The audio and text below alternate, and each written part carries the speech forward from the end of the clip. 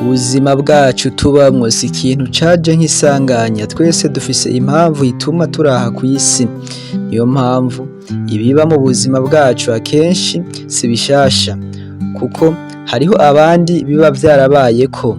Ikindi, ubuzima tubayemwo imbere yuko haba ikintu ico ari co cose, habanza kuba ibimenyetso, ariko rimwe hari igihe tutabitahura n'ikindi gihe tubitahura, canke rimwe hari igihe tutabimenya n'ikindi gihe tubimenya. Akenshi usanga rimwe mu bintu vyiza bishika mu buzima bwacu canke mu bintu bibi bishika mu buzima bwacu, hatangura kuza ibintu bita ibimenyetso. Iyo rero washoboye gusobanukirwa ivyo bimenyetso, uravuga ati ubuye mw'iyi minsi ndabona hari ikintu kibi kigiye kuza mu buzima bwanje, canke hari ikintu ciza kigiye kuza mu buzima bwanje. Ico uba ukeneye kumenya gusa ni ukumenya ivyo bimenyetso ivyo ari vyo, kugira ngo ubeho witeguye igikurikira mu buzima bwawe. Uyu munsi rero tugiye kurabira hamwe bimwe mu bimenyetso vyerekana ko uriko urategurwa kwakira umugisha mu buzima bwawe. Ibimenyetso vyahuriweko n'abahanga benshi bize ku mibereho y'ikiremwa muntu canke ku buzima bw'ikiremwa muntu.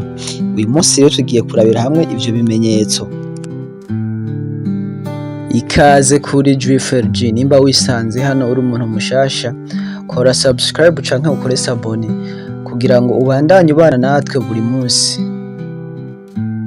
Nimba ubikoze, uri umuntu w'agaciro kuri twebwe. Ikaze mu muryango mushasha. Ikimenyetso ca mbere abahanga bahurije ko kizokwereka ko umugisha wawe uri mu nzira canke igihe cawe c'umugisha kiri hafi, ni igihe abantu bawe ba hafi batanguye kuja kure yawe ata mpamvu ifadika. Kwa kundi uba ufise abagenzi ukabona nta kintu mwapfuye, ariko ukabona ibintu ntibiri nka kera. Kera yahora akubwira mugasohoka canke mugakorana ibi na biriya, akakuramutsa kenshi gashoboka canke akakwitaho canke akubwira ati dukora ibi n'ibi n'ibi, ariko ukabona wa muntu ahora wizeye canke ba bantu bo hafi yawe bariko bagenda bava mu buzima bwawe ata mpamvu n'imwe ihari.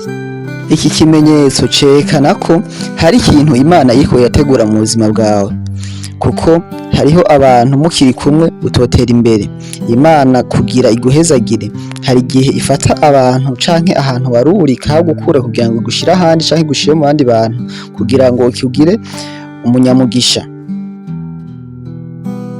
Ikimenyetso ca kabiri abahanga bahurijeho ni igihe ibintu bitanguye kuba urudubi, hahandi utanguye kubona ibintu bimeze nk'ibigeragezo.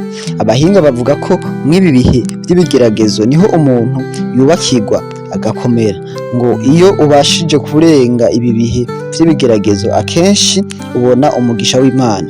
Ariko abahinga barongeye baravuga ati iyo uvyitwayemwo nabi ibi bihe vy'ibigeragezo urashobora no kubigwamwo, ariko iyo urenganye ibi bihe akenshi umugisha uraza mu buzima bwawe. Aha ni hahandi havuye rya jambo rivuga ngo imibabaro canke ibigeragezo iyo bitaguhitanye canke iyo bitakwishe, bikuvyurira inkomezi bikakugira icaremwe gisha. Rero iki kimenyetso canke ibi bihe vy'ibigeragezo, abahinga bavuga yuko iyo ushitse mw'ibi bihe, icara urabe ico Imana iriko irakwereka canke ubuzima bwawe iyo buriko buraja. Ntushoke widodoma uvuga ngo ibi ni biki, ariko raba ico ubuzima bwawe buriko burahinduka canke ico buriko buragenda buba. Ca gihe usanga ibigeragezo bije, ugasanga wahari umuntu akunda gushavura cane ariko usigaye ushavura birenze, canke wari umuntu ukunda gushavura ariko ukabapoza ukavuga ati ibigeragezo vyarenze, reka ntuze ndabe ubuzima iyo buriko buraja. Rero iki ni ikimenyetso naco kikwereka yuko hari ikintu Imana iriko irategura mu buzima bwawe. Ikindi kimenyetso kikwereka yuko umugisha wawe uri hafi canke igihe cawe c'umugisha wawe kiriko kiregereza, ni ikimenyetso kiza mu ndoto. Zimwe mu ndoto turota zishobora kuba zo canke ntizibezo bivanye n'ibintu twiriwemo canke n'ibintu dukora, ariko hari igihe haza indoto bigasaba yuko uyimenya canke uyisobanukirwa.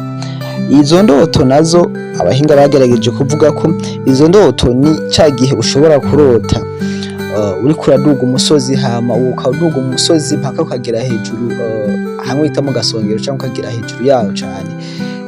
Iki ni kimwe mu bimenyetso bikwereka yuko umugisha wawe uri hafi. Iyindi ndoto bavuga ko ca gihe urota uriko urakina umukino wari wose canke uri mu mikino iyo yose ariko ukarota ubona wewe ugumutsinda niki naco canke niyi nayo ni ndoto kwereka yuko umugisha wawe uri hafi. Indi ndoto bongera baravuga bati iyo urota ubona amashurwe asa n'urwatsi canke ukabona umurima mwiza uteye igomwe usa n'urwatsi canke uri ahantu mu vyatsi bimeze neza bisa n'urwatsi, iki naco n'ikimenyetso cerekana yuko umugisha wawe uri hafi. Ikindi kimenyetso abahanga bavuze canke bahurije ko ni kwa kundi wiyumva umenga hari ikintu witeze mu buzima bwawe, kwa kundi ata kintu uba witeze, ata n'umwe mufitaniye amadiri canke ata kintu na kimwe wateguye mu buzima bwawe canke uriko urakora, kwa kundi wumva uryohewe mu buzima bwawe atacabaye.